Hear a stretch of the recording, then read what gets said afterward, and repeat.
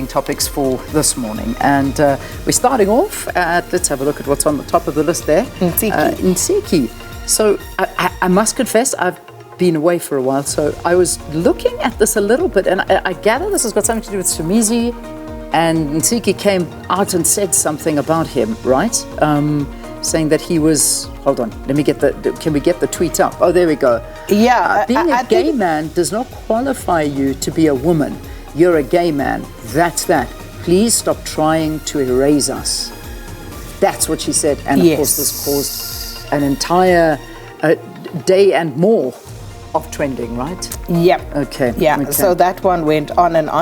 And not surprisingly so, some people say, Ntsiki is basically telling the truth. Others calling Ntsiki out saying, that's perhaps a bit simplistic and short-sighted.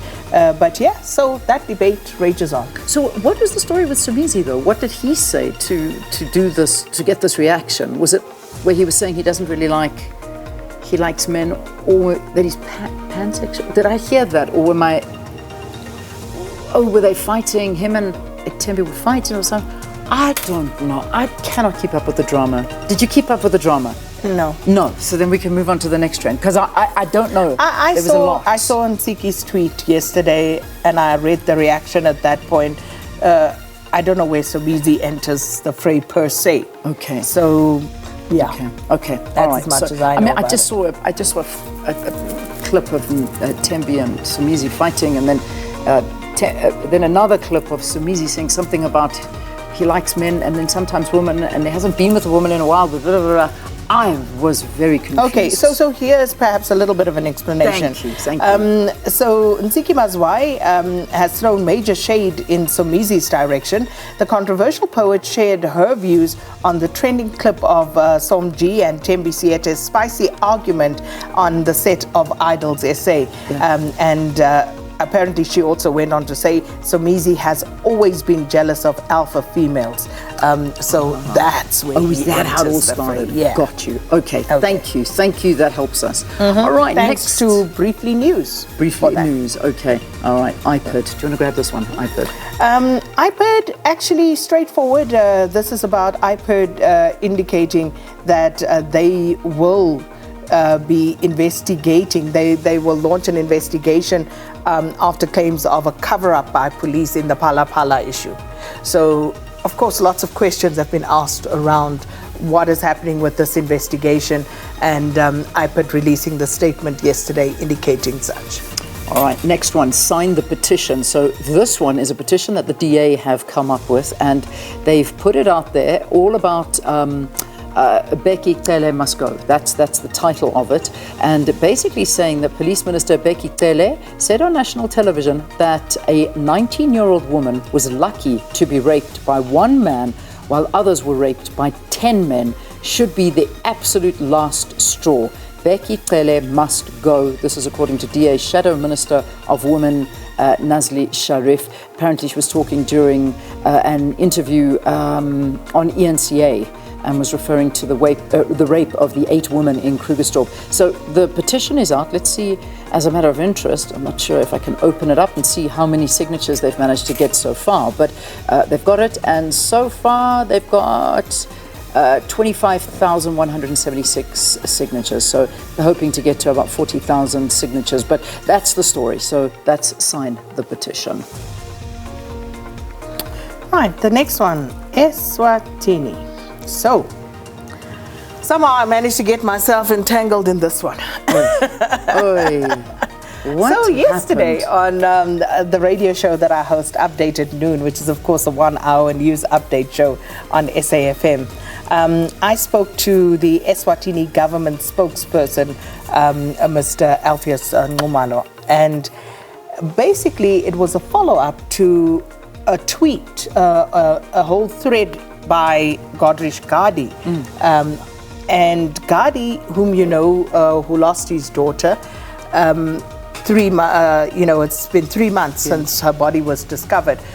He tweeted that the Swati king killed his daughter. So we followed up on that. We called Mr. Gadi to ask him, we see this on your Twitter timeline. And he said, I'm not talking, but I'm tweeting. I've not been hacked. What you are seeing is what I have tweeted there. So we thought, okay, how do we move the story forward? Get word from the government of Eswatini. Indeed, Mr. Nxumalo comes on. For context, we play something that Gadi had said in a rally to Eswatini, and that caused a temporary shutdown. And Mr. Nxumalo starts the interview by saying, "You will not insult my king." What brand of journalism? And it just spirals out of control. Wow. But yeah, so that whole thing took on a life of its own. He went on to say that South Africa is basically a cesspool of criminality from head to toe. All sorts of disparaging remarks being thrown around. And so that literally just spiraled. It spiraled out of control, and that's kind of the heart of it. I'm sure it hasn't ended. I'm sure there's going to be more to that one. Yeah, DIRCO has indicated that they will summon the ambassador of Eswatini to come and explain. Sure. All right, so there we go. That's the Eswatini trend. So, yeah, lots on that one. And then let's quickly just talk to our last one, so we can get into our guests quickly. Taiwan. So you've heard this in the news. Taiwan, the White House defending the U.S. House of Representatives Speaker Nancy Pelosi touching down in Taiwan. These are the visuals that happened. She arrived there late last night. This is a visit, and this really is, I suppose one could say, in defiance of China's opposition to this congressional visit. And this is a big trending and talking topic on social media. However, from Nancy Pelosi's Twitter account, she's saying our delegation's visit to Taiwan honors America's unwavering commitment to supporting Taiwan's vibrant democracy. Our discussions with Taiwan leadership reaffirm our support for our partnership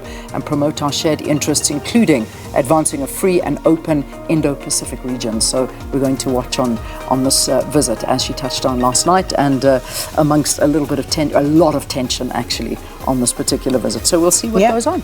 A lot of tension because of China's one China policy. Indeed. And of course, some treaties that may have been entered into. Well, we'll see how all of this pans out. So those are your trending topics. Here's your question of the day.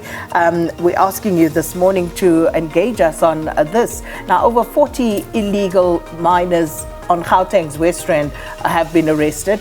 What more do you think can be done to address the issue of illegal mines in South Africa? Fascinating discussion yesterday with two guests about Zamazamas and what's happening in this industry. And please let us know what your thoughts are on this at Morning Live SABC. Well, crime's still under the spotlight, though, because we're going to be talking about just unrest, crime in general, Tembisa, what's happening there. And of course, there's lots of root causes, but the reality is that 4 people are now confirmed dead in what has been quite a hectic few days in Tembisa. A little bit of calm there, I think, at the moment, but we should be seeing the MEC for Human Settlements and Dr. Lebogang Maile visiting Tembisa.